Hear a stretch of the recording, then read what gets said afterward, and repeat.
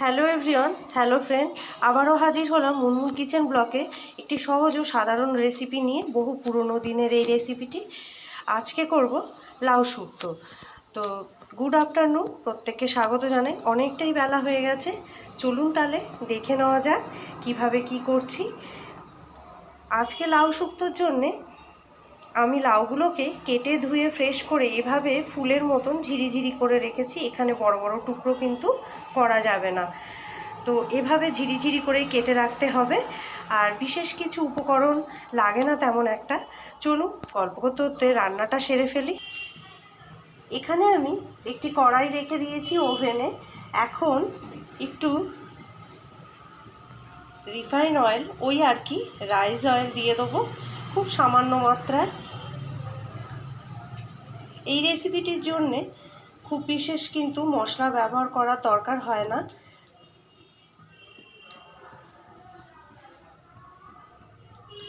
তেলটা গরম হওয়া পর্যন্ত অপেক্ষা করব। তেলটা এখন গরম হয়ে গেছে। এখন আমি প্রথমে কয়েকটা বড়ি ভেজে তুলে রাখবো।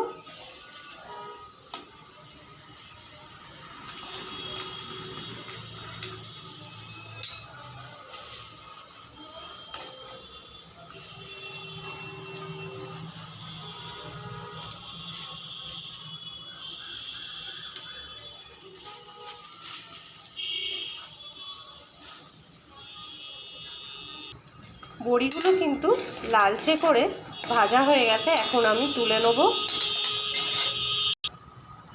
এবারে আমি ওই অবশিষ্ট বড়ি ভেজে রাখা তেলটাতে আমি একটু গোটা গরম মশলা দিয়ে দেবো, ওই এলাচ কয়েকটা আর লবঙ্গ আর তেজপাতা, আর দিয়ে দেবো চা চামচের হাফ চামচ সর্ষে।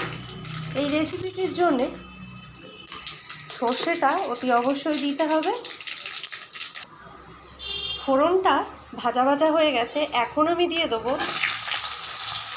কেটে রাখা ওই লাউ। এবারে একটু নেড়ে চেড়ে ঢাকা দিয়ে রাখবো। অত্যন্ত সহজ ও সাধারণ এই রেসিপিটা, এবং খুবই সহজে এইটা রেসিপিটি তৈরি হয়ে যায়।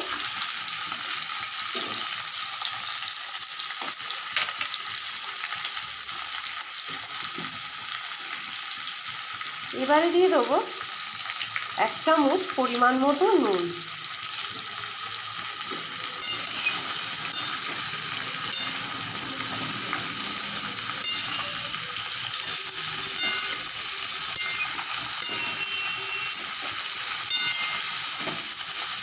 অনেকে কিন্তু এটাকে আলাদাভাবে লাউটাকে 5-7 মিনিট বয়েল করে নেয়, তো আমি আর বয়েল করলাম না, আমি একেবারেই কড়াইয়ে দিয়ে দিলাম, আলাদাভাবে আর বয়েল করলাম না। এমনিতেই বেশ কিছুটা লাউ থেকে জল বেরোবে, তাতেই লাউটা অনেকটাই সেদ্ধ হয়ে যাবে। মিডিয়াম ফ্লেমে রেখে দিতে হবে, আর একটু ঢেকে দিলাম। মিনিট 10 পর আবারও আসছি ফিরে। মিনিট 10 পর আবারও চলে আসলাম।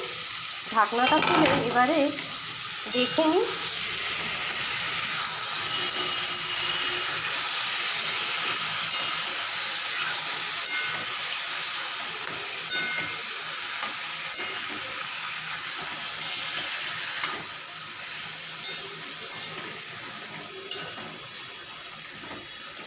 অনেকটাই জল রিলিজ করেছে।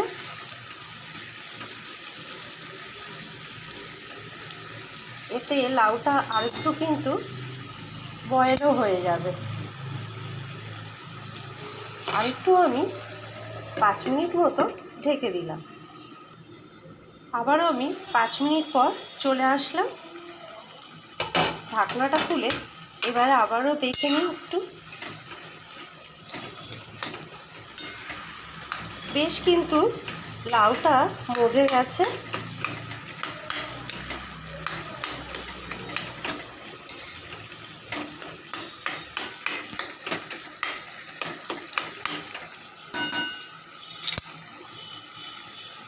এখন ফ্লেমটা একটু বাড়িয়ে দিলাম।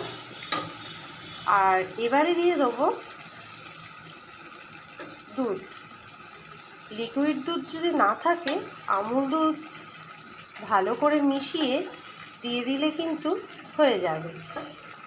লাউ শুক্তোর রেসিপি এটাই কিন্তু মাস্ট।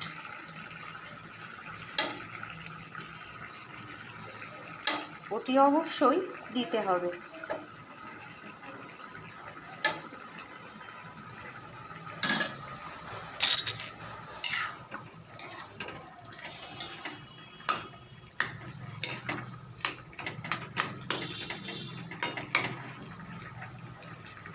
এবারে একটু সেদ্ধ হওয়া পর্যন্ত অপেক্ষা করব।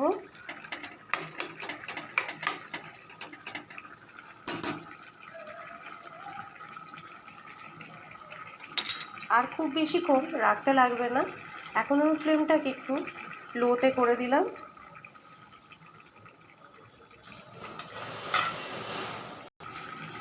এবার দিয়ে দেবো ভেজে রাখা বড়িগুলো। কারণ এরপরে নামাবার সময় দিলে কিন্তু বড়িগুলো খুব শক্ত থাকবে, ভালো লাগবে না বিশেষ। এখন দিয়ে দেবো টেস্টের ব্যালেন্সটা ঠিক রাখার জন্য চিনি অ্যাড করলাম। এখানে এই রেসিপিটাতে কিন্তু একটু মিষ্টি মিষ্টি হবে, তাই আমি 2 চামচ মতো চিনি দিলাম। যে যেমনভাবে মিষ্টিটা খান সেই অনুযায়ী দিলেই হবে। আমরা একটু মিষ্টিটা বেশি একটু পছন্দ করি সাধারণত এই সমস্ত রান্নাতে। শুক্তো বা নিরামিষ কোনো রেসিপিতে। তো এবারে আরও 5 মিনিট আমি ওভেনে রেখে দেবো। ফ্লেমটাকে অতি অবশ্যই লোতে রেখে দিতে হবে। এই তো 7 মিনিট পর আবারও চলে আসলাম ওভেনে।